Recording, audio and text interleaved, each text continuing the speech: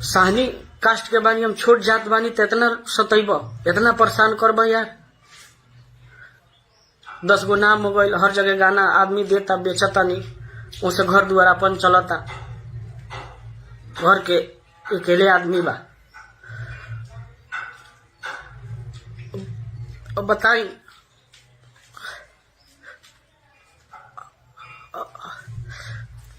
का हर कलाकार के साथ ऐसे करिए? हर कलाकार के माने हर कलाकार कतना कट से आगे जाता, कतना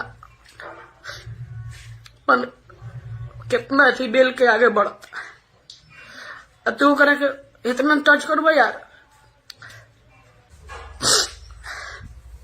अब बताई मला कास्ट के आदमी गाना सकता?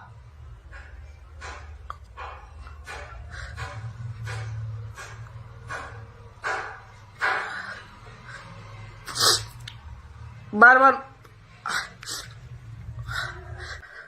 और बताई का गरीब घर के लेके कौन आगे ना बढ़ सकता? इतना अत्याचार करब तार भाई कुछ ना बिगड़े नहीं ना कुछ भाई। प्लीज आप ये वीडियो को सब ज्यादा से ज्यादा शेयर करी भैया सब।